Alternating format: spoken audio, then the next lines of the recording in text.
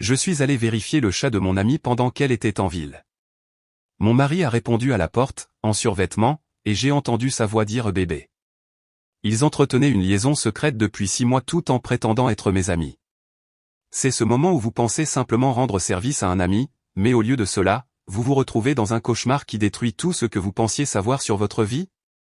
C'est exactement là où j'étais jeudi soir dernier, debout devant la porte de l'appartement de ma meilleure amie Clémence, un sac de croquettes pour chat à la main, m'attendant à m'occuper de son chat Félicien pendant qu'elle était en déplacement.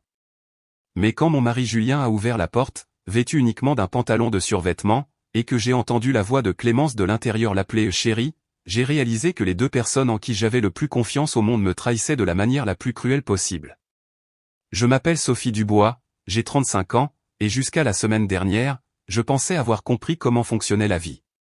Un mariage aimant avec Julien depuis 9 ans, une carrière réussie en tant que responsable marketing, et un groupe d'amis proches qui me semblait être une famille choisie. Clémence Moreau était mon amie la plus proche depuis 6 ans, depuis notre rencontre lors d'un événement de réseautage professionnel où nous nous étions découvert un amour commun pour la télévision réalité soporifique et le vin de qualité. C'était la personne que j'appelais quand j'avais besoin de conseils, quand je voulais célébrer une bonne nouvelle, ou quand j'avais juste besoin de quelqu'un pour m'écouter me plaindre du travail ou du stress du mariage. Julien et moi nous étions rencontrés à l'université, l'une de ces histoires classiques où nous avions commencé comme amis dans le même programme de psychologie et avions progressivement réalisé que nous étions parfaits l'un pour l'autre. Il était stable, fiable, et possédait cette énergie calme qui équilibrait ma tendance à l'anxiété et à la surréflexion. Lorsque nous nous sommes mariés 4 ans après l'obtention de notre diplôme, cela semblait être la progression naturelle d'une relation qui avait toujours été fondée sur l'amitié, la confiance et une compatibilité authentique. Clémence avait été présente à chaque étape importante de notre relation. Elle m'avait aidé à choisir ma robe de mariée, m'avait organisé une incroyable soirée de jeunes filles, et avait été l'une de mes demoiselles d'honneur. Lorsque Julien et moi avions acheté notre première maison il y a 2 ans, Clémence avait passé un week-end entier à nous aider à peindre et à organiser. Lorsque nous avions traversé une période difficile il y a 3 ans, durant laquelle Julien envisageait un changement de carrière, Clémence avait été mon exutoire et ma voix de raison. Vous et Julien avez quelque chose de spécial, me disait-elle toujours lors de nos conversations arrosées de vin sur les relations et le mariage. Je suis honnêtement un peu jalouse de la solidité de votre couple. Je la croyais entièrement. Clémence était perpétuellement célibataire, affirmant qu'elle n'avait pas trouvé quelqu'un à la hauteur de ses standards, et elle exprimait souvent son envie pour la stabilité et le partenariat que Julien et moi avions construit ensemble. Je me sentais reconnaissante d'avoir à la fois un mariage solide et une meilleure amie qui soutenait et célébrait ce mariage. Comme j'avais complètement tort sur tout. Les changements chez Julien et Clémence avaient été si subtils que je les avais complètement manqués ou attribués à des fluctuations normales de la vie plutôt qu'à quelque chose d'inquiétant. Au cours des 6 derniers mois, Julien avait commencé à faire plus d'exercices régulièrement, affirmant qu'il voulait se remettre en forme après des années à laisser sa forme physique décliner pendant les années exigeantes de sa carrière marketing.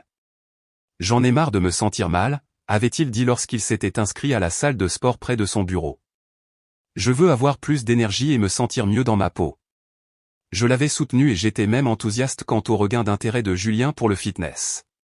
Il m'avait toujours attiré, mais j'aimais le voir se sentir confiant et plein d'énergie. Lorsqu'il avait commencé à acheter de nouveaux vêtements pour accommoder sa silhouette améliorée, je l'avais encouragé et complimenté ses choix de style. Julien avait également commencé à travailler plus tard fréquemment, affirmant que son agence se développait et qu'il prenait des responsabilités supplémentaires qui exigeaient de plus longues heures. Julien ayant toujours été ambitieux dans sa carrière, cette explication semblait raisonnable, même si cela signifiait moins de temps ensemble le soir. Je construis quelque chose pour nous, disait-il lorsque je commentais son emploi du temps de travail accru. Les heures supplémentaires maintenant payeront quand j'aurai une promotion et que nous pourrons envisager d'acheter une plus grande maison ou de faire cette vacance européenne dont nous parlons. Pendant ce temps, Clémence avait commencé à sortir avec quelqu'un de nouveau. Ou du moins, c'est ce qu'elle m'avait dit. Elle était discrète sur les détails, affirmant que c'était encore tôt et qu'elle ne voulait pas gâcher les choses en parlant trop. Je suis prudente cette fois, m'avait-elle dit lorsque j'avais insisté pour obtenir des informations sur sa nouvelle relation. Tu sais comment je peux m'emballer avec les hommes. Je veux m'assurer que c'est réel avant de le présenter à tout le monde. La discrétion de Clémence concernant sa vie amoureuse était inhabituelle. Elle avait toujours été une veuve charrée lorsqu'il s'agissait de relations amoureuses, me donnant des mises à jour détaillées sur chaque rendez-vous, chaque échange de textos et chaque étape de relation. Mais j'avais attribué sa nouvelle discrétion à la maturité et aux leçons apprises de relations précédentes qui s'étaient mal terminées. « Je suis fier de toi de prendre les choses lentement », lui avais-je dit lors de l'un de nos rendez-vous café. « Tu mérites quelqu'un qui apprécie à quel point tu es formidable. » « Merci, Sophie », m'avait-elle dit avec un sourire que je réalisais maintenant qu'il s'agissait probablement d'amusement face à ma naïveté. Je pense que c'est peut-être vraiment ça. Durant la même période de 6 mois, Julien et Clémence avaient commencé à développer une amitié plus étroite, ce qui m'avait d'abord réjoui. Ils s'étaient toujours bien entendus, mais ils avaient commencé à avoir des conversations plus directes et des intérêts communs qui ne m'incluaient pas nécessairement. Clémence a mentionné ce nouveau restaurant en centre-ville, dirait Julien, suggérant que nous essayions quelque chose pour une soirée en amoureux. Elle dit que leurs pâtes sont incroyables. Ou Clémence m'enverrait un message concernant quelque chose de drôle que Julien avait dit lors d'une conversation de groupe ou mentionnerait qu'elle lui avait recommandé un livre qu'elle pensait qu'il apprécierait. Je me sentais reconnaissante que 2 de mes personnes préférées développent leur propre connexion au lieu de simplement se tolérer pour moi. C'est tellement bien que Julien et Clémence deviennent de vrais amis, ai-je dit à ma sœur Émilie lors de l'un de nos appels téléphoniques hebdomadaires. Certains couples ont du mal quand les amis de l'un ne s'entendent pas bien avec leur partenaire. Mais Julien aime vraiment passer du temps avec Clémence. C'est super, avait convenu Émilie. Cela rend les activités de groupe beaucoup plus faciles quand tout le monde apprécie vraiment la compagnie des autres. Les 3 d'entre nous avions commencé à faire plus d'activités ensemble. Des dîners chez nous, des sorties au marché des producteurs, même un week-end de camping qui avait été une idée de Clémence. J'adorais que ma meilleure amie et mon mari s'entendent si bien. Et j'avais l'impression que nous construisions le genre de groupe d'amis soudés qui durerait des décennies. Lors de notre week-end de camping, j'avais même commenté à quel point l'amitié de Julien et Clémence était naturelle.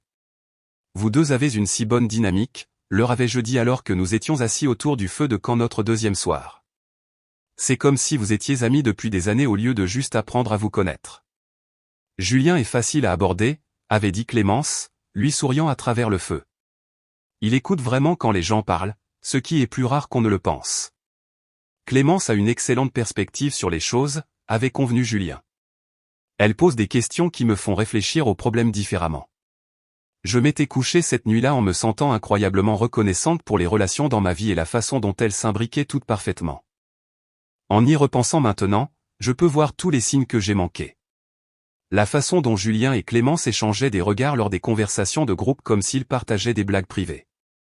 La façon dont Clémence semblait toujours connaître des détails sur les projets de travail ou les situations familiales de Julien que je ne me souvenais pas lui avoir confiés. La façon dont Julien s'animait quand Clémence se joignait à nos plans, ou à quel point il semblait déçu quand elle devait annuler. Mais à l'époque, j'avais interprété toutes ces interactions comme des preuves d'une amitié saine plutôt que comme des signaux d'alarme de quelque chose d'inapproprié. Les appels téléphoniques avaient commencé il y a environ 3 mois. Julien recevait des appels le soir qu'il prenait dehors, prétendant qu'ils étaient liés au travail mais duraient beaucoup plus longtemps que les conversations d'affaires habituelles. Lorsque je lui demandais à leur sujet, il donnait des explications vagues sur des problèmes clients ou des complications de projet. « Tout va bien avec le compte Durand ?» avais-je demandé quand Julien revenait à l'intérieur après un appel téléphonique de 30 minutes à 21h.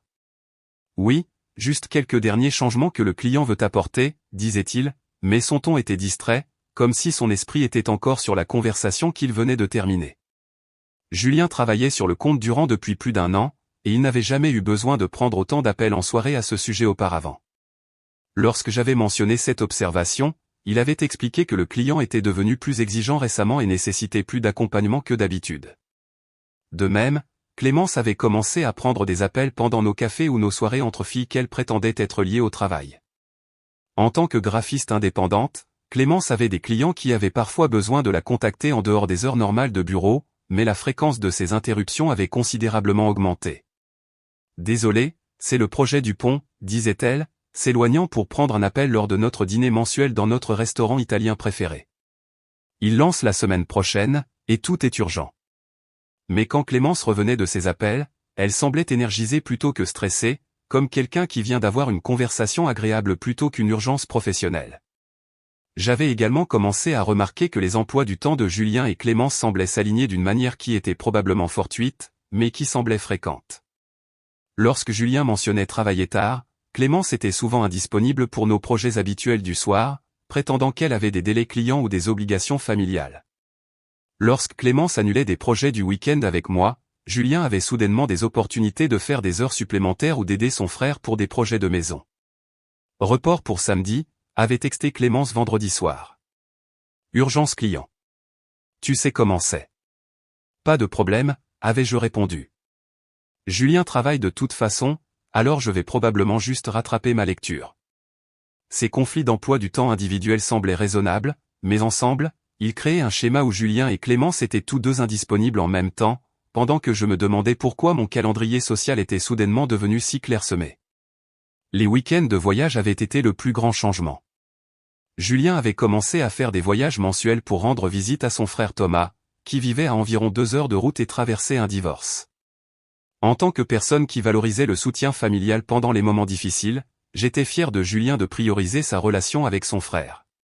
Thomas a vraiment besoin de soutien en ce moment, disait Julien en faisant sa valise pour un autre voyage de week-end. Le divorce devient moche, et il a du mal avec la parentalité solo.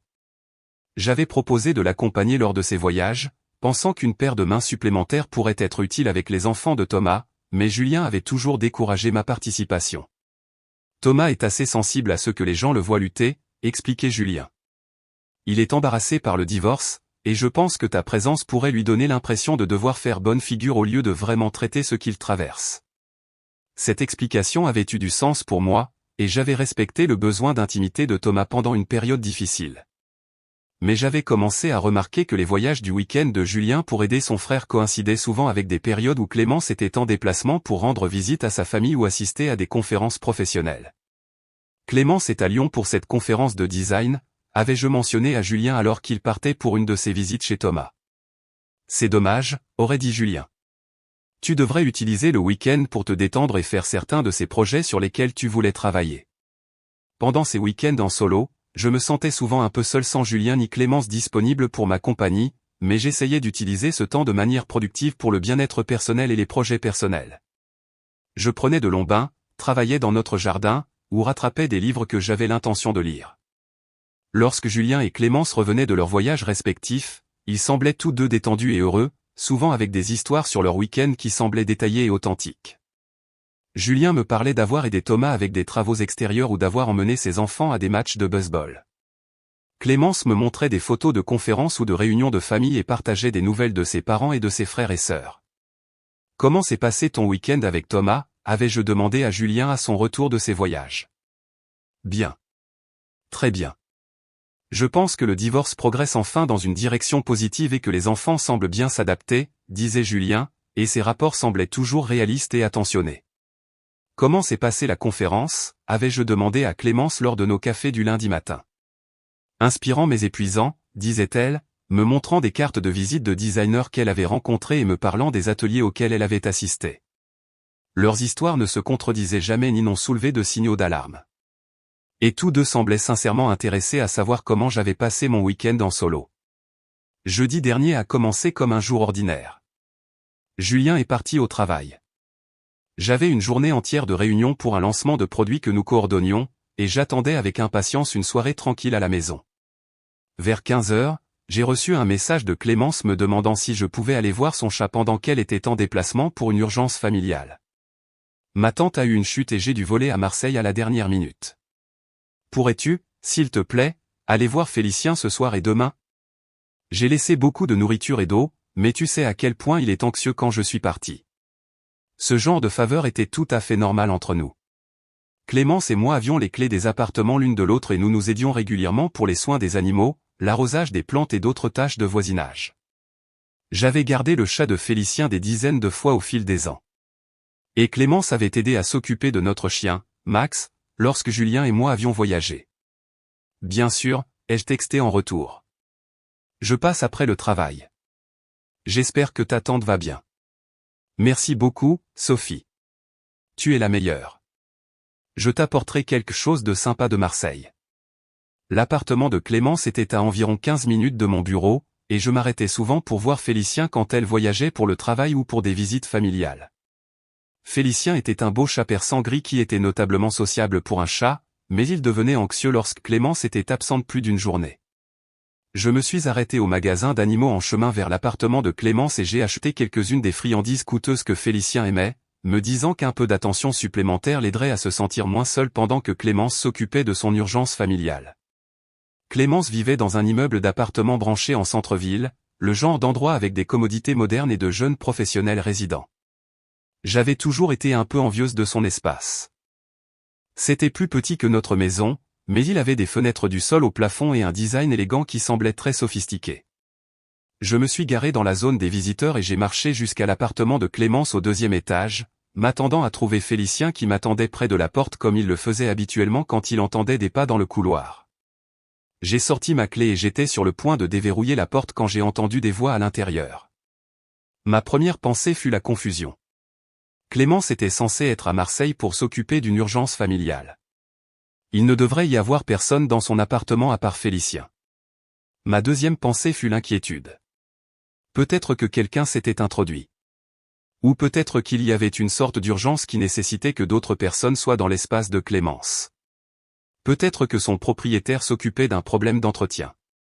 Ou peut-être que l'un de ses membres de la famille avait volé pour aider à coordonner les soins de sa tante.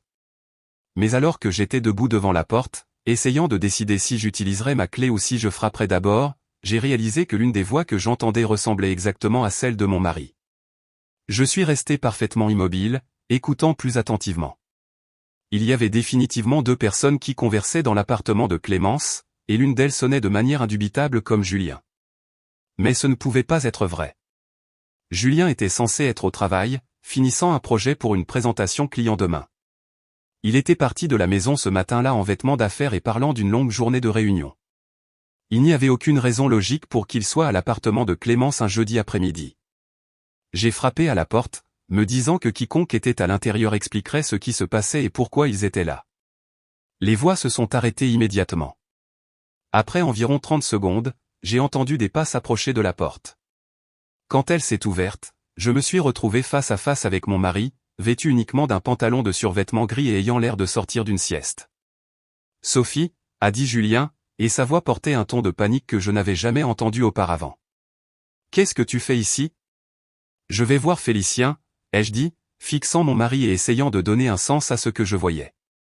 Clémence m'a demandé de passer pendant qu'elle est à Marseille. « Qu'est-ce que tu fais ici ? Et pourquoi ne portes-tu pas de vêtements ?»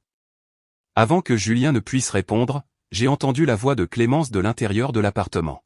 « Chérie, qui est à la porte ?» a-t-elle appelé, son ton décontracté et intime d'une manière qui m'a fait tomber le cœur. « Chérie ?» Clémence a appelé Julien. « Chérie ?» Comme si elle parlait à un petit ami ou à un mari. « C'est Sophie ?» a rappelé Julien, sa voix tendue. Il y a eu un moment de silence complet, puis j'ai entendu le son indubitable de quelqu'un qui se dépêchait frénétiquement, comme s'il ramassait des vêtements et essayait de se rendre présentable. « Clémence est à Marseille » ai-je dit lentement, regardant le visage de Julien et le voyant réaliser que son histoire n'allait pas marcher. « Elle est rentrée tôt » a dit Julien, mais il ne pouvait pas croiser mon regard. La situation n'était pas aussi grave qu'il le pensait. « Et tu es là parce qu'elle m'a appelé quand elle est revenue. » Elle était bouleversée par toute cette histoire avec sa tante et elle m'a demandé si je pouvais venir la tenir compagnie. Julien me mentait au visage, inventant une explication sur le moment qui ne rendait pas compte de pourquoi il était à moitié habillé dans l'appartement de ma meilleure amie en pleine journée de travail. « Alors, tu as quitté le travail plus tôt pour réconforter Clémence ?» ai-je demandé. « Et tu as enlevé tes vêtements parce que... » Avant que Julien ne puisse répondre, Clémence est apparue derrière lui, portant une robe en soie clairement mise à la hâte et ayant l'air de quelqu'un qui venait d'être pris dans la pire situation possible. « Sophie » a-t-elle dit, sa voix artificiellement enjouée.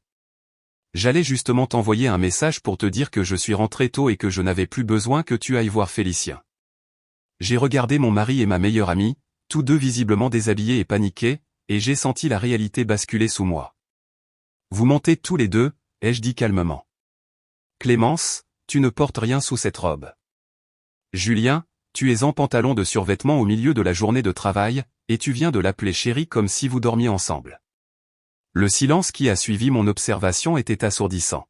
« Sophie, ce n'est pas ce que tu crois, » a dit Clémence, mais sa voix tremblait. « Il semble que mon mari et ma meilleure amie aient une liaison, » ai-je dit. « Et à moins que vous n'ayez une meilleure explication pour votre présence à moitié nue dans ton appartement alors que tu es censé être à Marseille et qu'il est censé être au travail, je pense que c'est exactement ce que c'est. » Aucun des deux n'a répondu, ce qui était une confirmation suffisante. J'ai bousculé Julien et j'ai marché dans l'appartement de Clémence, regardant autour de moi les preuves de ce qu'ils avaient fait. Il y avait 2 tasses à café sur le comptoir de la cuisine, des vêtements d'homme drapés sur le dossier du canapé de Clémence, et les signes indubitables de 2 personnes qui avaient passé du temps intime ensemble. Depuis combien de temps, ai-je demandé, me retournant pour leur faire face. Sophie, s'il te plaît, a commencé Julien. Depuis combien de temps couchez-vous ensemble, ai-je interrompu. Clémence et Julien ont échangé des regards comme s'ils essayaient de décider combien admettre. 6 mois, a dit Clémence calmement. 6 mois. Mon mari et ma meilleure amie avaient une liaison depuis 6 mois pendant que j'étais complètement inconsciente, célébrant leur amitié et me sentant reconnaissante que les personnes que j'aimais le plus s'entendaient si bien. Le camping, ai-je dit, alors que les pièces commençaient à s'assembler. Vous dormiez déjà ensemble pendant le camping. Oui, a admis Julien. Et tous ces voyages de week-end pour aider Thomas. J'étais ici, a dit Julien, avec Clémence. Et les urgences familiales et les conférences professionnelles. J'ai menti sur mes déplacements, a dit Clémence. Je ne suis jamais allé à Lyon ou à Marseille ou dans tous ces endroits. J'étais ici avec Julien. Je me suis assise sur le canapé de Clémence, essayant de comprendre l'ampleur de leur tromperie. Chaque voyage de week-end, chaque urgence familiale, chaque conférence professionnelle, chaque soir où Julien travaillait tard et Clémence était indisponible. Tout cela avait été coordonné pour leur donner du temps ensemble tout en me gardant complètement dans le noir. Alors, quand j'étais seul à la maison, pensant que vous étiez tous les 2 occupés par d'autres choses, vous étiez en fait ici ensemble, ai-je dit. Oui, a murmuré Clémence. Et quand nous avions des dîners ou des activités de groupe, vous faisiez semblant d'être amis tout en couchant secrètement ensemble. Nous n'avons jamais voulu que ça arrive, a dit Julien. Ça s'est juste développé avec le temps. Développé avec le temps? Je l'ai regardé. On ne trompe pas accidentellement pendant 6 mois, Julien. On ne coordonne pas accidentellement des mensonges et des couvertures et de faux plans de voyage. C'était délibéré, continu et calculé. Tu as raison, a dit Clémence, des larmes commençant à couler sur son visage. Nous t'avons menti à propos de tout. Tout. J'ai revécu le camping où je pensais que nous nous rapprochions tous en tant qu'amis. Vous vous arrangiez derrière mon dos. Les dîners où j'étais si heureuse que mon mari et ma meilleure amie s'entendaient bien, vous planifiez probablement votre prochaine rencontre. Chaque fois que je vous disais à quel point j'étais reconnaissante pour notre amitié ou à quel point Julien et moi étions solides en tant que couple, vous me mentiez tous les 2 au visage. Aucun des 2 n'a essayé de nier quoi que ce soit. J'ai besoin de connaître toute la vérité, ai-je dit. Tout. Quand ça a commencé, comment ça a commencé, ce que vous avez fait, ce que vous avez planifié. Julien et Clémence se sont regardés à nouveau, et j'ai pu voir qu'ils essayaient de décider combien d'honnêteté ils me devaient. Ça a commencé pendant le camping, a dit Clémence. Tu es allé te coucher tôt ce 2e soir, et Julien et moi sommes restés à parler au coin du feu. Nous nous sommes simplement connectés d'une manière que nous n'avions pas faite avant. Connectés comment? Nous avons parlé de choses que nous n'avions jamais discutées, a dit Julien. Des choses personnelles, des choses de relations, des rêves et des frustrations. C'était différent des conversations de groupe que nous avions eues auparavant. Et puis nous nous sommes embrassés, a admis Clémence, juste une fois ce soir-là. Nous nous sommes tous les 2 sentis mal immédiatement, mais pas assez mal pour m'en parler ou pour arrêter de passer du temps ensemble, ai-je observé. Nous avons essayé de faire semblant que cela ne s'était pas produit, a dit Julien. Pendant environ 1 mois après le camping, nous avons évité d'être seuls ensemble et avons essayé de nous comporter normalement. Qu'est-ce qui a changé? J'ai appelé Julien un soir alors que tu travaillais tard, a dit Clémence. J'avais une mauvaise journée et j'avais besoin de quelqu'un à qui parler. Il est venu me voir et nous avons fini par parler pendant des heures de notre confusion quant à ce qui s'était passé entre nous. Et vous avez décidé de le poursuivre au lieu de me le dire, ai-je dit. Nous avons décidé de voir ce que cela signifiait, a corrigé Julien. Nous nous sommes dit que nous allions simplement comprendre nos sentiments, puis décider quoi faire. Pendant 6 mois, ai-je dit, vous avez compris vos sentiments pendant 6 mois tout en me mentant quotidiennement sur vos emplois du temps et vos activités. C'est devenu plus compliqué que ce que nous attendions, a dit Clémence. Nous avons réalisé que nous avions de vrais sentiments l'un pour l'autre, mais nous ne voulions pas non plus te blesser ou détruire nos relations avec toi. Alors, au lieu de cela, vous avez décidé d'avoir les 2, ai-je dit. Julien peut garder son mariage et avoir une liaison. Clémence peut garder sa meilleure amie et voler son mari, et je me retrouve complètement humilié tout en pensant que j'avais un mariage solide et une amie fidèle. Nous n'avons jamais voulu t'humilier, a dit Julien. Mais tu étais d'accord pour me mentir tous les jours pendant 6 mois, ai-je répondu. Tu étais d'accord pour me laisser t'inquiéter pour notre mariage quand tu semblais distant sans me dire que cette distance était parce que tu étais amoureux de quelqu'un d'autre. Es-tu amoureux d'elle, ai-je demandé directement à Julien. Julien a hésité, et cette hésitation m'a tout dit. Oui, a-t-il dit calmement. Je le suis. Et es-tu amoureuse de lui, ai-je demandé à Clémence. Oui, a-t-elle murmuré. Les 2 personnes en qui j'avais le plus confiance au monde étaient amoureuses l'une de l'autre et menaient une relation complète derrière mon dos depuis 6 mois. Chaque conversation que j'avais eue avec l'un d'eux pendant cette période était basée sur des mensonges et de la manipulation. Quel était le plan, ai-je demandé. Allais-tu me le dire éventuellement ou comptais-tu continuer indéfiniment pendant que je restais ignorante? Nous avons parlé de quoi faire, a dit Clémence. Nous savons que cette situation n'est pas durable. Parler de quoi faire, ai-je répété. Vous voulez dire parler de comment mettre fin à mon mariage sans passer pour les méchants? Nous essayons de comprendre comment gérer cela d'une manière qui te blesserait le moins, a dit Julien. La meilleure façon de me blesser le moins aurait été de ne pas avoir de liaison avec ma meilleure amie, ai-je dit.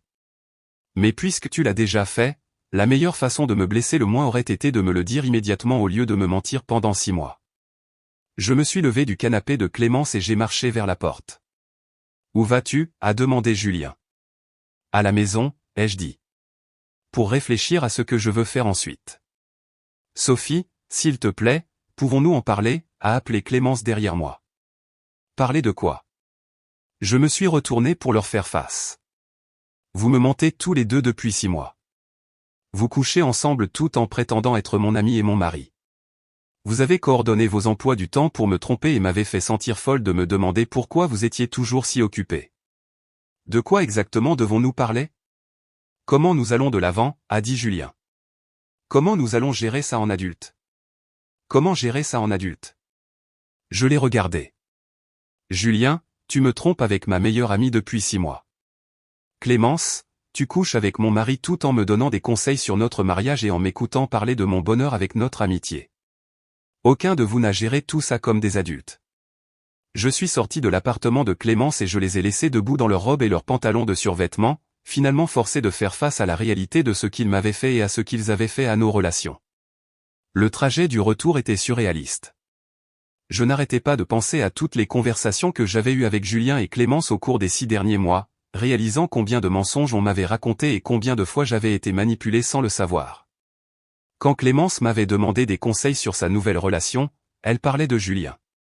Quand Julien avait mentionné des idées ou des restaurants que Clémence avait suggérés, il partageait des détails de leur rendez-vous. Quand ils étaient tous les 2 indisponibles pour des plans avec moi, ils étaient ensemble, probablement en riant de la facilité avec laquelle ils me trompaient. J'ai pensé au camping quand je me sentais si reconnaissante de la façon dont ils s'entendaient bien. Ils avaient déjà commencé leur liaison à ce moment-là, et j'avais célébré le fait que mon mari et ma meilleure amie se faufilaient derrière mon dos. J'ai pensé à toutes les soirées que j'avais passées seule, pensant que Julien travaillait tard et que Clémence était occupée par des projets clients. Ils étaient ensemble, construisant une relation basée sur le mensonge et la tromperie, pendant que j'étais à la maison, ils me manquaient tous les 2. Surtout, je pensais à quel point je leur faisais entièrement confiance, à quel point il ne me serait jamais venu à l'esprit de remettre en question leurs explications ou de me demander si leurs histoires se tenaient. J'avais été la marque parfaite pour leur tromperie parce que je les aimais tous les 2 et que je ne pouvais pas imaginer qu'ils soient capables de me trahir si systématiquement. Quand je suis rentré à la maison, je me suis assise dans notre salon, entouré de photos de Julien et moi et d'images de nos activités de groupe incluant Clémence. Tout semblait faux maintenant, comme si j'avais vécu dans une illusion soigneusement construite pendant que les personnes en qui je faisais le plus confiance construisaient une vraie relation derrière mon dos. Environ 1 heure plus tard, Julien est rentré à la maison. Il s'était visiblement habillé et était rentré en voiture pour essayer de s'expliquer, mais je n'étais pas intéressé à entendre d'autres mensonges ou justifications. « Sophie, je dois que tu saches que ce n'était pas planifié, » a-t-il dit, s'asseyant en face de moi. Aucun de nous n'avait l'intention que cela arrive, mais une fois que c'est arrivé, vous avez tous les 2 décidé de continuer pendant 6 mois tout en me mentant quotidiennement. Je sais, ai-je dit. L'intention n'a pas vraiment d'importance à ce stade, Julien. Ce qui compte, ce sont les actions. Je sais. Et je sais que ce que nous avons fait était mal, mais j'ai besoin que tu comprennes que je ne t'ai jamais arrêté d'aimer. Tu m'aimais juste moins, ai-je dit. Ce n'est pas une question de plus ou de moins, a dit Julien. C'est une question de différents types d'amour. Non, c'est une question de choix, l'ai-je corrigé. Chaque jour pendant 6 mois, tu as choisi de me mentir et de trahir notre mariage. Chaque fois que tu te coordonnais avec Clémence pour me tromper sur vos emplois du temps, tu la choisissais plutôt que moi. Chaque fois que tu rentrais à la maison et prétendais que tout allait bien alors que tu avais une relation avec ma meilleure amie, tu choisissais de privilégier ta liaison plutôt que notre mariage. Julien n'a pas eu de réponse à cela. Tu as l'intention de me quitter pour elle, ai-je demandé. Je ne sais pas, a dit Julien honnêtement. Nous n'avons pas décidé ce que nous voulons faire. Eh bien, laisse-moi te faciliter la tâche, ai-je dit. Je demande le divorce. Toi et Clémence pouvez arrêter de vous faufiler et être ensemble ouvertement, et je peux arrêter d'être marié à quelqu'un qui est capable de me mentir pendant des mois tout en couchant avec ma meilleure amie. Sophie, s'il te plaît, ne prends pas de décision quand tu es en colère. Je ne suis pas en colère, Julien, ai-je interrompu. J'ai terminé. Il y a une différence. Au cours des semaines suivantes, Julien a quitté notre maison, et les procédures de divorce ont commencé. Clémence a essayé de me contacter plusieurs fois, voulant s'expliquer et s'excuser, mais je n'avais aucun intérêt à entendre parler d'elle. Je sais que tu ne me pardonneras probablement jamais, a-t-elle dit dans l'un de ses messages vocaux. Mais je veux que tu saches que je n'ai jamais voulu que notre amitié soit un dommage collatéral. Je n'ai jamais cessé de me soucier de toi. J'ai supprimé le message sans répondre. Si Clémence s'était souciée de notre amitié, elle n'aurait pas passé 6 mois à coucher avec mon mari tout en prétendant être mon ami solidaire.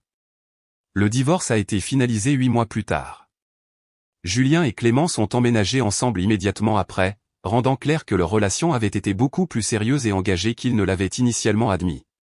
Ils avaient planifié un avenir ensemble tout en me mentant sur leurs intentions. La partie la plus difficile n'était pas de perdre Julien. Au moment où j'ai découvert leur liaison, j'avais déjà réalisé que l'homme auquel je pensais être marié n'existait pas réellement. La partie la plus difficile était de perdre Clémence, qui avait été mon amie et ma confidente la plus proche pendant 6 ans. Je continue de vouloir appeler Clémence pour parler du divorce, ai-je dit à ma thérapeute lors d'une de nos séances. C'était la personne vers qui je me tournais quand j'avais besoin de soutien ou de conseils. C'est désorientant de perdre à la fois mon mariage et mon amitié la plus proche en même temps. C'est une expérience courante lorsque les liaisons impliquent des amis proches, a expliqué le docteur Leclerc. Tu ne pleures pas seulement la perte de ton mariage. Tu pleures la perte de toute ta structure sociale et de ton système de soutien. Et je pleure la réalisation que l'amitié que j'appréciais tant était apparemment dénuée de sens pour Clémence. Elle était prête à jeter 6 ans d'amitié pour une relation avec mon mari, a ajouté. Certaines personnes sont capables de compartimenter leur relation d'une manière qui leur permet de justifier des comportements que la plupart d'entre nous trouveraient impensables. Cela ne signifie pas que votre amitié n'était pas réelle pour vous ou que vos sentiments de trahison ne sont pas valables, a dit le docteur Leclerc. 18 mois après avoir découvert la liaison de Julien et Clémence, je me porte mieux que prévu. La fin de mon mariage a été dévastatrice, mais elle a aussi été libératrice. Je n'ai plus à me demander pourquoi mon mari semble distant ou à accepter des explications qui ne sont pas tout à fait logiques. Je n'ai plus à maintenir une amitié avec quelqu'un capable de tromperie systématique. J'ai également appris à prêter attention aux incohérences dans les récits des gens et à faire confiance à mon instinct quand quelque chose semble étrange dans le comportement de quelqu'un. Quand de nouveaux amis ou partenaires romantiques me donnent des explications qui ne collent pas, je pose des questions de suivi au lieu de leur accorder le bénéfice du doute. J'adore que tu sois si direct, m'a dit mon petit ami actuel, Marc, après 4 mois de fréquentation. Je n'ai jamais à me demander ce que tu penses ou si tu es contrarié par quelque chose. Je ne fais plus dans la communication subtile, lui ai-je dit. Si quelque chose me dérange, tu sauras ce que c'est et pourquoi ça me dérange. Cela semble incroyable, a dit Marc. Pas de devinette, pas d'interrogation, pas d'essai de lire dans tes pensées. L'appréciation de Marc pour ma franchise m'a appris que les compétences en communication que j'avais développées après la trahison de Julien et Clémence étaient en fait des forces relationnelles plutôt que des mécanismes de défense. Avec quelqu'un qui voulait sincèrement de l'honnêteté, mes questions et la fixation de limites ressemblaient à de l'intimité plutôt qu'à de l'interrogatoire. J'ai également créé un groupe de soutien pour les personnes ayant vécu une trahison par des amis proches, pas seulement des partenaires romantiques. J'ai découvert qu'il y avait très peu de ressources pour les personnes aux prises avec la douleur spécifique d'être trompées par quelqu'un qu'elles considéraient comme leur famille. Quand votre conjoint trompe, les gens comprennent que vous êtes aux prises avec la fin de votre mariage, ai-je expliqué à notre groupe lors d'une de nos réunions. Mais quand votre meilleur ami vous trahit, les gens ne reconnaissent pas toujours que vous êtes aussi aux prises avec la perte de votre principal système de soutien émotionnel. Et quand c'est votre meilleur ami, a ajouté Sarah, dont la demoiselle d'honneur avait une liaison avec son mari, vous perdez la personne vers qui vous vous tourneriez normalement pour des conseils sur les problèmes relationnels. C'est comme être orphelin émotionnellement. Le groupe m'a aidé à traiter non seulement ma propre expérience, mais aussi les tendances plus larges de la façon dont les gens justifient leur trahison envers ceux qu'ils prétendent aimer. Nous avons discuté de la psychologie de la compartimentation, du rôle de l'opportunité dans la création de situations où les liaisons pouvaient prospérer, et de l'importance de fixer des limites dans toutes les relations. Une chose que j'ai apprise, a partagé Michel, dont le meilleur ami avait détourné de l'argent de leur partenariat commercial, c'est que les personnes capables de tromperies élaborées ne commencent généralement pas par la plus grande trahison. Elles commencent par de petits mensonges et des violations de limites, et elles escaladent progressivement lorsqu'elles réalisent qu'elles peuvent s'en sortir. C'est exactement ce qui s'est passé avec Julien et Clémence, ai-je convenu. Ils ont commencé par un baiser pendant notre week-end de camping, puis ont passé un mois à essayer de faire semblant que cela ne s'était pas produit. Mais une fois qu'ils ont décidé de poursuivre leurs sentiments au lieu de me les confier, chaque mensonge subséquent est devenu plus facile à justifier. Et plus la tromperie dure longtemps, a ajouté Sarah, plus il devient difficile de dire la vérité. Car admettre ce que vous avez fait signifie admettre des mois ou des années de mensonges. Ces discussions de groupe m'avaient aidé à comprendre que le comportement de Julien et Clémence, bien que personnellement dévastateur, suivait des schémas reconnaissables de la façon dont les gens rationalisent la trahison de ceux qu'ils prétendent aimer. Des années après le divorce, j'ai reçu une information inattendue qui a fourni un contexte supplémentaire à la liaison de Julien et Clémence. Mon amie Jessica a mentionné qu'elle avait appris du frère de Julien, Thomas, que Julien n'avait en fait jamais aidé Thomas avec son divorce pendant ses week-ends. Thomas a dit qu'il était confus quand j'ai mentionné à quel point Julien avait été soutenant pendant son divorce, m'a dit Jessica. Thomas a dit que Julien lui avait rendu visite peut-être 2 fois pendant toute cette période et que les 2 visites étaient de brèves visites sociales, pas les sessions de soutien émotionnel approfondi que Julien t'avait décrites. Cette révélation signifiait que la liaison de Julien avec Clémence avait été encore plus étendue que je ne l'avais réalisé. Ces voyages de week-end n'avaient pas été partagés entre des obligations familiales légitimes et des rencontres secrètes avec Clémence. Ils avaient été entièrement consacrés à leur relation. Alors Julien mentait sur le fait d'aider son frère et mentait sur le fait de travailler tard, ai-je dit. Essentiellement, chaque explication qu'il me donnait pour son indisponibilité était complètement fabriquée. Cela ressemble à ça, a convenu Jessica. Ce qui signifie que leur liaison était probablement beaucoup plus impliquée et prenait plus de temps que même toi tu ne le savais quand tu l'as découverte. Au lieu de ressentir une nouvelle colère face à cette tromperie supplémentaire, j'ai ressenti de la gratitude d'avoir découvert la liaison au moment où je l'ai fait. Si Julien avait été prêt à mentir aussi largement sur ses activités pendant 6 mois, il n'y avait aucune telling de combien de temps la liaison aurait pu continuer si je ne les avais pas surpris ensemble accidentellement. La réalisation a également confirmé quelque chose que je soupçonnais. La capacité de Julien à me mentir de manière convaincante sur des aspects importants de sa vie signifiait que je n'aurais jamais pu rétablir la confiance avec lui, même si j'avais voulu essayer. C'est en fait validant, ai-je dit à mon thérapeute actuel, Dr. Martin, lors d'une de nos séances. Savoir que la tromperie était encore plus étendue que ce que je pensais initialement confirme que ma décision de divorcer de Julien était le bon choix. Comment ça, a demandé le docteur Martin. Parce que cela prouve que Julien n'était pas seulement quelqu'un qui a fait une erreur et s'est retrouvé dépassé, ai-je expliqué. C'était quelqu'un qui était à l'aise pour me mentir systématiquement sur des aspects majeurs de sa vie. Même s'il avait mis fin à la liaison et s'était engagé à reconstruire notre mariage, je n'aurais jamais pu lui faire confiance pour être honnête sur ses activités ou ses sentiments. Et ce niveau de tromperie aurait affecté tous les aspects de votre relation à l'avenir, a convenu le docteur Martin. Exactement. Je me serais constamment demandé s'il me disait la vérité sur quoi que ce soit, et il aurait constamment essayé de prouver son honnêteté après avoir démontré qu'il était capable de tromperies étendues. Ce n'est pas une base pour un mariage sain. 5 ans après avoir découvert la liaison de Julien et Clémence en allant voir Félicien, j'ai 40 ans, je suis heureusement fiancé à Marc, et je construis une vie basée sur les principes d'honnêteté et de transparence que j'ai appris être non négociables pour moi. Marc et moi planifions un petit mariage axé sur la célébration de notre engagement plutôt que sur l'impression d'un grand cercle social. Nous avons écrit nos propres vœux qui soulignent la communication, la confiance et le courage d'avoir des conversations difficiles lorsque des problèmes surviennent. Je promets de te dire la vérité, même quand ce sera inconfortable, ai-je l'intention de dire lors de notre cérémonie. Je promets de poser des questions directes quand quelque chose n'a pas de sens, et je promets de faire confiance à tes réponses à moins que tu ne me donnes une raison de ne pas le faire. Je promets d'accueillir tes questions comme des expressions de soin plutôt que comme des accusations, a promis Marc. Je promets de partager ouvertement mes pensées et mes sentiments, et je promets que tu n'auras jamais à te demander où tu te situes avec moi. Notre relation a été tout ce que mon mariage avec Julien n'était pas, transparente, solidaire, et basée sur un respect mutuel authentique plutôt que sur la commodité ou l'habitude.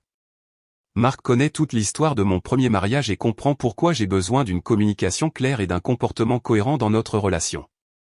Luna, maintenant âgée de 5 ans, est devenue une partie intégrante de notre famille et un symbole de l'amour honnête et simple qui est possible lorsque les relations sont basées sur la confiance et des soins constants. Elle nous accueille, Marc et moi, chaque soir quand nous rentrons du travail, exige de l'attention quand elle en veut, et fait connaître ses besoins directement plutôt que de s'attendre à ce que nous devinions ce qu'elle pense. J'adore que Luna ne joue jamais à des jeux ou n'envoie pas de signaux contradictoires, plaisante souvent Marc. Quand elle veut de la nourriture, elle va à sa gamelle. Quand elle veut de l'attention, elle s'assoit sur ton ordinateur portable. Quand elle est contrariée, elle fait tomber des choses de la table basse. C'est tellement rafraîchissant d'être direct, ai-je dit. Peut-être que nous devrions tous communiquer plus comme des chats, ai-je répondu. Clair, direct, et impossible à mal interpréter. Les croquettes pour chat que j'avais achetées pour Félicien ce jour-là sont toujours dans la boîte à gants de ma voiture, servant maintenant de rappel non pas de trahison et de tromperie, mais du moment où j'ai arrêté d'accepter les mensonges comme normaux. Elle me rappelle que parfois les moments les plus ordinaires, rendre service à un ami, aller voir un animal de compagnie, faire une simple course, peuvent devenir des tournants qui changent tout dans votre compréhension de votre propre vie. Le mois dernier, j'ai vu Clémence dans un café en centre-ville. Elle était seule, travaillant sur un ordinateur portable, l'air plus âgé et plus fatigué que dans mes souvenirs. Pendant un moment, j'ai envisagé de l'approcher, non pas pour renouer notre amitié, mais pour voir comment elle allait en tant qu'être humain. Mais j'ai réalisé que ma curiosité sur la vie de Clémence était plus une question de clôture que de véritable sollicitude, et que poursuivre cette conversation servirait mes besoins plutôt que les siens. Clémence avait fait ses choix, et j'avais fait les miens. Nous vivions toutes les deux avec les conséquences de ses décisions, et c'était comme ça qu'il fallait faire. Au lieu de cela, j'ai commandé mon café et j'ai quitté le café, me sentant reconnaissante pour la vie que j'avais construite sur les leçons durement apprises de sa trahison. Je n'avais pas besoin de savoir si Clémence était heureuse ou si elle regrettait, si son mariage avec Julien prospérait ou s'essoufflait, ou si elle pensait jamais à l'amitié qu'elle avait sacrifiée pour leur relation. Ce qui importait, c'est que j'avais appris à valoriser l'honnêteté plutôt que le confort, l'intégrité plutôt que la commodité, et mon propre bien-être plutôt que les attentes des autres. La trahison de Clémence avait été dévastatrice à l'époque, mais elle m'avait aussi appris à reconnaître et à apprécier l'amour véritable quand je le trouvais. Parfois, les expériences les plus douloureuses de notre vie deviennent le fondement de notre plus grande croissance. Parfois, être trahi par des personnes en qui nous avons entièrement confiance nous apprend à valoriser la confiance d'une manière que nous n'aurions jamais pu faire auparavant. Et parfois, un simple service pour aller voir le chat d'une amie devient le moment qui vous sauve d'une vie construite sur le mensonge et vous mène vers une vie construite sur la vérité. Les croquettes pour chat dans mon compartiment à gants me rappellent quotidiennement que les moments ordinaires peuvent tout changer. Que la vérité est toujours meilleure que la tromperie confortable et que faire confiance à son instinct, même quand cela conduit à des découvertes dévastatrices, est infiniment mieux que de vivre dans de beaux mensonges. J'ai choisi la vérité plutôt que le confort. Mon intégrité plutôt que les secrets des autres, et l'amour honnête plutôt que la tromperie familière. Ce choix m'a coûté un mariage et une amitié que je croyais centraux à mon identité. Mais cela m'a donné les bases pour construire une vie basée sur des connexions authentiques et un respect mutuel. Et je ferai ce choix encore et encore, car vivre dans la vérité, même une vérité dévastatrice, est infiniment mieux que de vivre dans des mensonges confortables. Et parfois, le plus beau cadeau que vous puissiez vous faire est le courage de faire entièrement confiance à vos propres perceptions. Même quand ces perceptions détruisent tout ce que vous pensiez savoir sur votre vie. Le moment où j'ai entendu Clémence appeler Julien chéri à travers la porte de son appartement a été le moment où j'ai cessé d'être quelqu'un qui pouvait être facilement trompé. Ce fut le moment où j'ai décidé que ma propre compréhension de la réalité importait plus que le confort des autres avec leurs mensonges. Et cette décision a tout changé sur la façon dont j'aborde les relations, la confiance et ma propre estime de moi. Parfois, les transformations les plus profondes commencent par les plus petits services. Et parfois, sauver le chat de quelqu'un d'autre devient le moment qui sauve votre propre vie. L'après-coup de la découverte de la liaison de Julien et Clémence a été plus complexe que je ne l'avais anticipé. Dans les semaines suivant ma confrontation à l'appartement de Clémence, l'effet d'entraînement s'est propagé à travers tout notre cercle social d'une manière que je n'avais pas prévue. Nos amis communs étaient choqués, pas seulement par la liaison elle-même, mais par l'ampleur de la tromperie que Julien et Clémence avaient maintenue. Plusieurs personnes ont admis avoir remarqué des changements chez Julien et Clémence, mais les avaient attribués à des développements positifs plutôt qu'à des signaux d'alarme d'une liaison. Je pensais que Julien semblait plus heureux ces derniers mois, m'a dit mon amie Jessica lors d'une de nos conversations café. Il avait une énergie que je ne lui avais pas vue depuis des années. J'ai d'ailleurs dit à mon mari que vous et Julien sembliez être dans une très bonne phase dans votre mariage. Il était dans une bonne phase, ai-je répondu. Juste pas avec moi. L'observation de Jessica m'a fait mal car elle a mis en évidence quelque chose avec lequel je me débattais. Le bonheur de Julien pendant sa liaison n'avait pas été faux ou forcé. Il avait vraiment été plus heureux et plus énergique pendant les 6 mois où il a trahi notre mariage, ce qui signifiait que sa relation avec Clémence le comblait d'une manière que notre mariage n'avait apparemment pas fait. Je n'arrête pas de penser à ce dîner que tu as organisé en mars, a mentionné une autre amie, Caroline. Julien et Clémence étaient si animés ensemble, finissant les phrases l'un de l'autre et riant de blagues privées. Je me souviens avoir pensé à quel point c'était bien qu'ils soient devenus de si bons amis. Maintenant, je réalise qu'ils flirtaient probablement devant nous tous. Le dîner auquel Caroline faisait référence était particulièrement douloureux à se souvenir. J'avais passé des heures à préparer le repas préféré de Julien et à décorer notre maison pour créer une soirée parfaite pour nos amis. Pendant ce temps, Julien et Clémence avaient utilisé ce rassemblement comme une opportunité d'être proches l'un de l'autre tout en maintenant la façade d'une amitié appropriée. Quelqu'un a-t-il suspecté quelque chose, ai-je demandé lors d'une conversation de groupe avec plusieurs de nos amis communs. Honnêtement, a dit Marc, le colocataire de Julien à l'université. Il y a eu quelques fois où je les ai remarqués avoir des conversations privées lors de soirées ou quand ils disparaissaient tous les deux des activités de groupe en même temps, mais j'ai supposé qu'ils parlaient de toi ou qu'ils préparaient quelque chose pour ton anniversaire. Ils préparaient quelque chose, ai-je dit amèrement. Juste pas ce que vous pensiez. La révélation de la liaison de Julien et Clémence avait créé une situation gênante pour notre groupe d'amis. Certaines personnes estimaient devoir choisir leur camp, tandis que d'autres essayaient de maintenir des relations avec Julien et Clémence tout en me soutenant.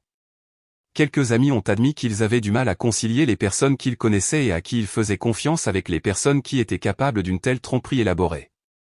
Cela me fait douter de mon propre jugement, a confié mon amie Lorraine. Si Julien et Clémence pouvaient mentir aussi convaincants pendant 6 mois, comment savoir quand d'autres personnes dans ma vie me disaient la vérité? L'inquiétude de Lorraine reflétait quelque chose avec lequel je me débattais également. La découverte que 2 des personnes en qui j'avais le plus confiance étaient capables de tromperies systématiques m'avait fait douter de ma capacité à lire correctement les gens et les situations. La réaction de ma famille était tout aussi complexe. Mes parents, qui aimaient toujours Julien et le considéraient comme un fils, étaient dévastés par sa trahison, mais aussi confus quant à la manière de traiter leurs sentiments pour quelqu'un qu'ils avaient accueilli dans notre famille pendant 9 ans. Je continue de vouloir appeler Julien et lui demander ce qu'il pensait, m'a dit ma mère lors d'un de nos appels téléphoniques hebdomadaires. Je ne comprends pas comment quelqu'un qui semblait si dévoué à toi a pu faire quelque chose d'aussi délibérément blessant. Il était dévoué à moi, ai-je dit, mais pas exclusivement. Ma sœur Émilie a été plus directe dans sa réaction. Julien a toujours semblé être un si bon gars, a-t-elle dit. Mais je suppose que les bons gars n'ont pas de liaison de 6 mois avec les meilleurs amis de leur femme tout en coordonnant des mensonges élaborés pour couvrir leurs traces. Je pense que Julien se voit toujours comme un bon gars, ai-je répondu. Les gens sont capables de justifier des comportements qui contredisent leur propre image si le gain en vaut la peine. Les aspects juridiques du divorce ont révélé des détails supplémentaires sur la relation de Julien et Clémence qui étaient à la fois éclairants et douloureux. Pendant le processus de découverte, mon avocat a découvert des dossiers financiers montrant que Julien avait utilisé nos cartes de crédit communes pour payer des activités et des cadeaux liés à sa liaison. Votre mari a dépensé environ 18 000 € en dîner au restaurant, chambre d'hôtel et cadeaux sur la période de 6 mois de sa liaison, a expliqué mon avocat. La plupart de ces dépenses étaient classées comme liées au travail ou étiquetées de manière à ne pas soulever de soupçons. 18 000 € de nos ressources partagées avaient été dépensés pour construire la relation de Julien avec Clémence pendant que j'étais complètement inconsciente de ce qui se passait. L'argent qui aurait pu être utilisé pour des améliorations domiciliaires, des vacances ou des économies, avait financé à la place une liaison qui détruisait notre mariage. Mais la trahison financière, bien que significative, a été éclipsée par la manipulation émotionnelle que les dossiers ont révélée. Julien et Clémence avaient été incroyablement sophistiqués dans leur tromperie, utilisant des calendriers en ligne partagés pour coordonner leurs emplois du temps, des applications de messagerie cryptées pour communiquer en privé, et même une carte de crédit commune que Julien avait ouverte sans ma connaissance. Ce niveau d'organisation suggère que leur liaison était bien plus qu'une relation occasionnelle, a observé mon avocat. Ils fonctionnaient essentiellement comme un couple tout en maintenant la fiction de votre mariage et de son amitié avec vous. Les procédures de divorce ont également révélé que Julien et Clémence avaient discuté de leur avenir ensemble beaucoup plus sérieusement qu'ils ne l'avaient initialement admis. Des messages textes récupérés lors du processus juridique montraient des conversations sur d'éventuels arrangements de vie, des plans de voyage, et même des discussions sur la façon dont leur relation pourrait affecter la carrière et le statut social de Julien. Je pense que nous devrions attendre après l'anniversaire de Sophie pour faire des annonces majeures, avait texté Clémence à Julien dans une conversation. Ce serait cruel de gâcher sa célébration, et cela nous donne plus de temps pour planifier comment gérer la transition.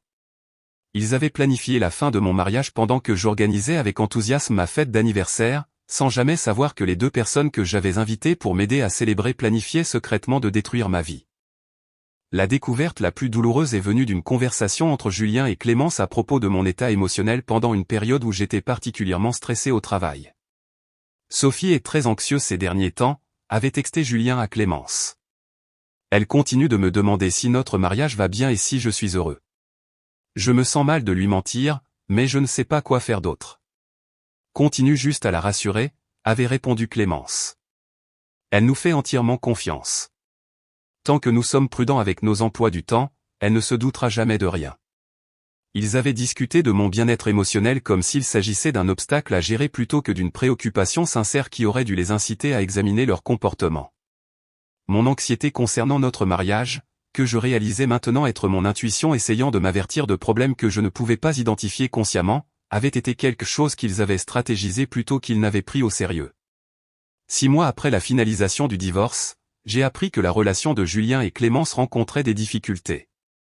Selon des amis communs, ils avaient du mal à passer d'une liaison secrète à une relation ouverte, et la culpabilité et les conséquences sociales de leur comportement avaient créé des tensions entre eux. Il s'avère que les relations construites sur la tromperie ne deviennent pas automatiquement honnêtes juste parce que le secret est révélé, m'a dit mon ami Marc quand je lui ai demandé comment ils allaient. Julien a mentionné qu'avec Clémence, ils ont maintenant des problèmes de confiance. Elle s'inquiète qu'il la trompe comme il t'a trompé, et il lui en veut de sentir qu'il doit constamment prouver sa loyauté. Et Clémence, elle lutte avec les conséquences sociales. Beaucoup de gens dans notre groupe d'amis se sont éloignés d'elle, et elle trouve difficile de se faire de nouveaux amis car l'histoire de la fin de son mariage s'est répandue assez largement. La mise à jour de Marc ne m'a pas apporté la satisfaction que j'attendais. Bien qu'il y ait eu une certaine justice poétique à ce que Julien et Clémence subissent des conséquences pour leur choix, j'avais suffisamment dépassé la douleur de leur trahison pour que leurs difficultés me semblent plus tristes que satisfaisantes. Penses-tu qu'ils regrettent ce qu'ils ont fait ? Ai-je demandé. Je pense qu'ils regrettent la façon dont ils l'ont fait, a répondu Marc. Mais je ne pense pas qu'ils regrettent d'être ensemble.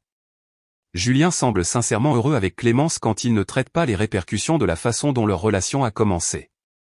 C'est probablement l'attitude la plus saine qu'ils puissent avoir, ai-je dit, et je le pensais sincèrement. S'ils vont être ensemble, ils doivent se concentrer sur la construction de quelque chose de positif plutôt que de s'attarder sur les dégâts qu'ils ont causés. 1 an après mon divorce, j'ai décidé d'adopter un chat. Pas parce que j'avais besoin d'un remplacement pour la compagnie que j'avais perdue, mais parce que j'avais réalisé que je voulais nourrir quelque chose qui dépendrait de moi complètement et honnêtement. Je l'ai nommée Luna, et elle est devenue une source de réconfort et de routine pendant la période où je reconstruisais ma vie et réapprenais à faire confiance à mon propre jugement. M'occuper de Luna me rappelait quotidiennement l'ironie que la découverte de la liaison de Julien et Clémence s'était produite alors que j'essayais de m'occuper d'un autre chat, le chat de Clémence, Félicien, qui avait été un spectateur innocent de leur tromperie. C'est drôle, ai-je dit à ma thérapeute lors d'une de nos séances. Je rendais service à Clémence en allant voir son chat. Et cette faveur a conduit à découvrir qu'elle me trahissait depuis des mois. Maintenant, j'ai mon propre chat, et m'occuper d'elle me semble une façon de réclamer cet instinct nourricier pour quelque chose d'honnête et de simple. Comment avoir Luna a affecté ta vie quotidienne, a demandé le docteur Leclerc. Elle m'a appris que la confiance peut être reconstruite par un comportement constant et fiable, ai-je dit. Luna me fait confiance parce que je la nourris tous les jours, je joue avec elle, et je l'emmène chez le vétérinaire quand elle est malade. Il n'y a pas de tromperie ni d'agenda caché, juste des soins et de l'affection constant. La dépendance simple et honnête de Luna envers moi est devenue un modèle pour le type de relation que je voulais construire à l'avenir. Pas de signification cachée, pas d'agenda secret, pas de devinette si quelqu'un me disait la vérité sur ses sentiments ou ses intentions. 2 ans après le divorce, Julien m'a contacté par l'intermédiaire de mon avocat, demandant une conversation sur la clôture et le pardon mutuel. Selon son message, Clémence et lui étaient fiancés et voulaient éclaircir l'air avant d'aller de l'avant avec leur mariage. J'ai décliné la réunion par l'intermédiaire de mon avocat, mais j'ai envoyé une lettre à Julien qui abordait ce que je pensais qu'il avait besoin d'entendre.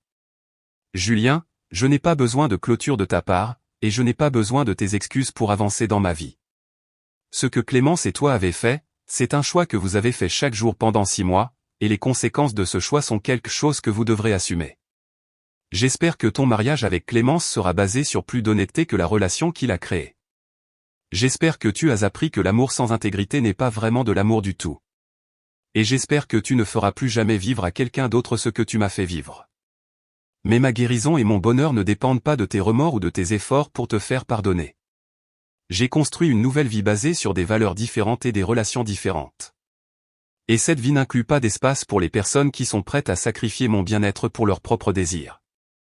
Je vous souhaite à tous les deux le bonheur basique que tous les humains méritent. Mais je le souhaite à une distance qui protège ma propre tranquillité d'esprit. Je n'ai plus jamais eu de nouvelles de Julien, mais selon des amis communs, lui et Clémence se sont mariés. Leur mariage était petit et privé, assisté uniquement par des membres de la famille et quelques amis qui étaient restés solidaires de leur relation. C'était gênant, m'a dit Marc quand je lui ai demandé comment s'était passé le mariage. Tout le monde essayait d'être festif, mais on sentait que beaucoup de gens pensaient à la façon dont leur relation a commencé. On avait l'impression que les gens essayaient d'oublier quelque chose qu'il était impossible d'oublier. Comment semblait-il, ai-je demandé. Heureux mais défensif, a répondu Marc. Comme s'ils essayaient de prouver que leur relation valait les dégâts qu'elle a causés à la vie des autres. 3 ans après avoir découvert leur liaison, j'avais complètement dépassé toute colère ou tout ressentiment envers Julien et Clémence. Leur trahison avait été dévastatrice à l'époque, mais elle m'avait aussi libéré d'un mariage qui n'était pas construit sur le genre d'honnêteté et de respect mutuel que j'avais appris être essentiel à mon bonheur.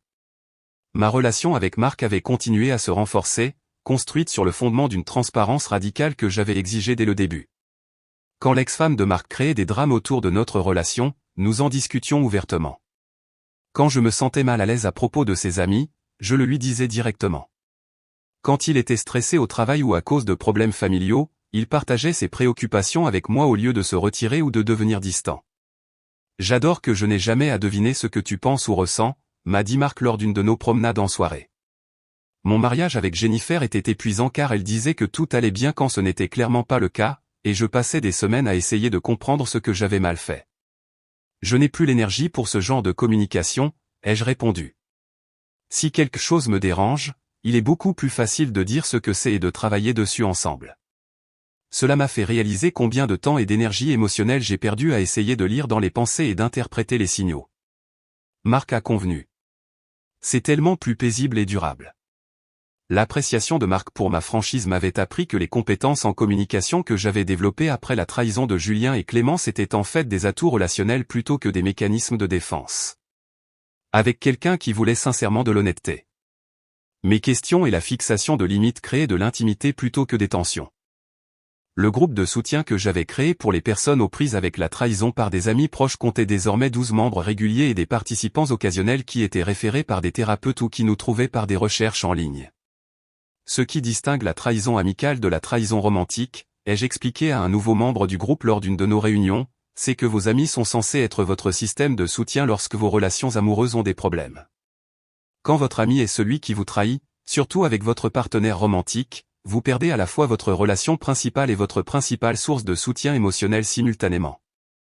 Et quand c'est votre meilleure amie, a ajouté Patricia, dont la demoiselle d'honneur avait une liaison avec son mari, vous perdez la personne vers qui vous vous tourneriez normalement pour des conseils sur les problèmes relationnels. C'est comme être orphelin émotionnellement. Le groupe m'avait aidé à traiter non seulement ma propre expérience, mais aussi les schémas plus larges de la façon dont les gens justifient leur trahison envers ceux qu'ils prétendent aimer. Nous avons discuté de la psychologie de la compartimentation, du rôle de l'opportunité dans la création de situations où les liaisons pouvaient s'épanouir, et de l'importance de fixer des limites dans toutes les relations. Une chose que j'ai apprise, a partagé Michel, dont le meilleur ami avait détourné de l'argent de leur partenariat commercial, c'est que les personnes capables de tromperies élaborées ne commencent généralement pas par la plus grande trahison. Elles commencent par de petits mensonges et des violations de limites, et elles escaladent progressivement lorsqu'elles réalisent qu'elles peuvent s'en sortir. C'est exactement ce qui s'est passé avec Julien et Clémence, ai-je convenu. Ils ont commencé par un baiser pendant notre week-end de camping, puis ont passé un mois à essayer de faire semblant que cela ne s'était pas produit. Mais une fois qu'ils ont décidé de poursuivre leurs sentiments au lieu de me les confier, chaque mensonge subséquent est devenu plus facile à justifier. Et plus la tromperie dure longtemps, a ajouté Sarah, plus il devient difficile de dire la vérité. Car admettre ce que vous avez fait signifie admettre des mois ou des années de mensonges. Ces discussions de groupe m'avaient aidé à comprendre que le comportement de Julien et Clémence, bien que personnellement dévastateur, suivait des schémas reconnaissables de la façon dont les gens rationalisent la trahison de ceux qu'ils prétendent aimer. Des années après le divorce, j'ai reçu une information inattendue qui a fourni un contexte supplémentaire à la liaison de Julien et Clémence. Mon amie Jessica a mentionné qu'elle avait appris du frère de Julien, Thomas, que Julien n'avait en fait jamais aidé Thomas avec son divorce pendant ses week-ends. Thomas a dit qu'il était confus quand j'ai mentionné à quel point Julien avait été soutenant pendant son divorce, m'a dit Jessica. Thomas a dit que Julien lui avait rendu visite peut-être 2 fois pendant toute cette période et que les 2 visites étaient de brèves visites sociales, pas les sessions de soutien émotionnel approfondies que Julien t'avait décrites. Cette révélation signifiait que la liaison de Julien avec Clémence avait été encore plus étendue que je ne l'avais réalisé. Ces voyages de week-end n'avaient pas été partagés entre des obligations familiales légitimes et des rencontres secrètes avec Clémence. Ils avaient été entièrement consacrés à leur relation. Alors Julien mentait sur le fait d'aider son frère et mentait sur le fait de travailler tard, ai-je dit. Essentiellement, chaque explication qu'il me donnait pour son indisponibilité était complètement fabriquée. Cela ressemble à ça, a convenu Jessica.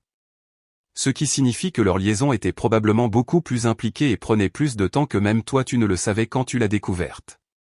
Au lieu de ressentir une nouvelle colère face à cette tromperie supplémentaire, j'ai ressenti de la gratitude d'avoir découvert la liaison au moment où je l'ai fait.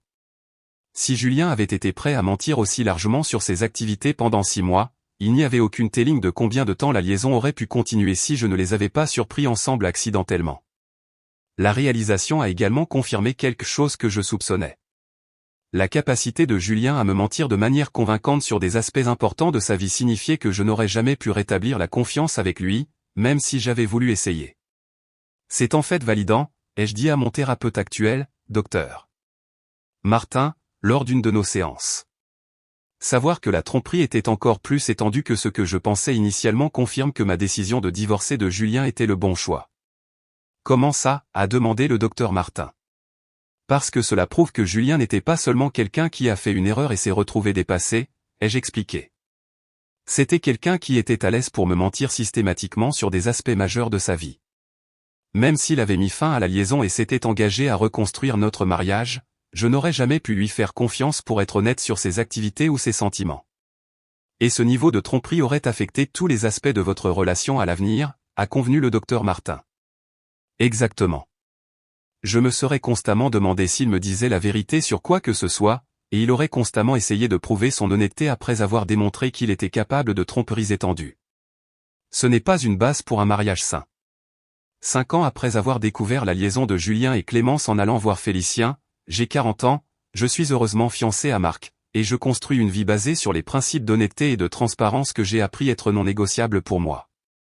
Marc et moi planifions un petit mariage axé sur la célébration de notre engagement plutôt que sur l'impression d'un grand cercle social. Nous avons écrit nos propres vœux qui soulignent la communication, la confiance et le courage d'avoir des conversations difficiles lorsque des problèmes surviennent. Je promets de te dire la vérité, même quand ce sera inconfortable, ai-je l'intention de dire lors de notre cérémonie. Je promets de poser des questions directes quand quelque chose n'a pas de sens, et je promets de faire confiance à tes réponses à moins que tu ne me donnes une raison de ne pas le faire. Je promets d'accueillir tes questions comme des expressions de soin plutôt que comme des accusations, a promis Marc. Je promets de partager ouvertement mes pensées et mes sentiments, et je promets que tu n'auras jamais à te demander où tu te situes avec moi. Notre relation a été tout ce que mon mariage avec Julien n'était pas, transparente, solidaire, et basée sur un respect mutuel authentique plutôt que sur la commodité ou l'habitude. Marc connaît toute l'histoire de mon premier mariage et comprend pourquoi j'ai besoin d'une communication claire et d'un comportement cohérent dans notre relation. Luna, maintenant âgée de 5 ans, est devenue une partie intégrante de notre famille et un symbole de l'amour honnête et simple qui est possible lorsque les relations sont basées sur la confiance et des soins constants. Elle nous accueille, Marc et moi, chaque soir quand nous rentrons du travail, exige de l'attention quand elle en veut, et fait connaître ses besoins directement plutôt que de s'attendre à ce que nous devinions ce qu'elle pense. J'adore que Luna ne joue jamais à des jeux ou n'envoie pas de signaux contradictoires, plaisante souvent Marc. Quand elle veut de la nourriture, elle va à sa gamelle. Quand elle veut de l'attention, elle s'assoit sur ton ordinateur portable. Quand elle est contrariée, elle fait tomber des choses de la table basse. C'est tellement rafraîchissant d'être direct, ai-je dit. Peut-être que nous devrions tous communiquer plus comme des chats, ai-je répondu. Clair, direct, et impossible à mal interpréter. Les croquettes pour chat que j'avais achetées pour Félicien ce jour-là sont toujours dans la boîte à gants de ma voiture, servant maintenant de rappel non pas de trahison et de tromperie, mais du moment où j'ai arrêté d'accepter les mensonges comme normaux. Elle me rappelle que parfois les moments les plus ordinaires, rendre service à un ami, aller voir un animal de compagnie, faire une simple course, peuvent devenir des tournants qui changent tout dans votre compréhension de votre propre vie. Le mois dernier, j'ai vu Clémence dans un café en centre-ville. Elle était seule, travaillant sur un ordinateur portable, l'air plus âgé et plus fatigué que dans mes souvenirs. Pendant un moment, j'ai envisagé de l'approcher, non pas pour renouer notre amitié, mais pour voir comment elle allait en tant qu'être humain.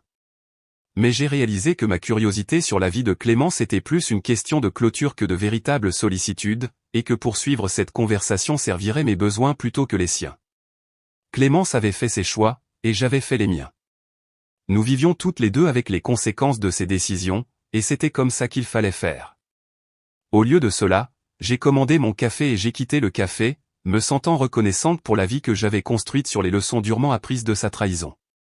Je n'avais pas besoin de savoir si Clémence était heureuse ou si elle regrettait, si son mariage avec Julien prospérait ou s'essoufflait, ou si elle pensait jamais à l'amitié qu'elle avait sacrifiée pour leur relation. Ce qui importait, c'est que j'avais appris à valoriser l'honnêteté plutôt que le confort, l'intégrité plutôt que la commodité, et mon propre bien-être plutôt que les attentes des autres. La trahison de Clémence avait été dévastatrice à l'époque, mais elle m'avait aussi appris à reconnaître et à apprécier l'amour véritable quand je le trouvais. Parfois, les expériences les plus douloureuses de notre vie deviennent le fondement de notre plus grande croissance.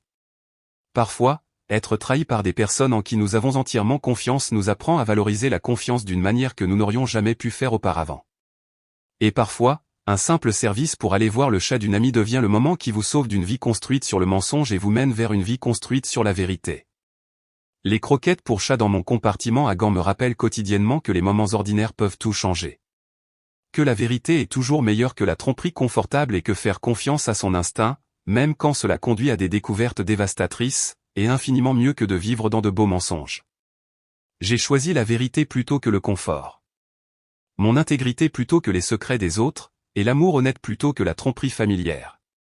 Ce choix m'a coûté un mariage et une amitié que je croyais centraux à mon identité.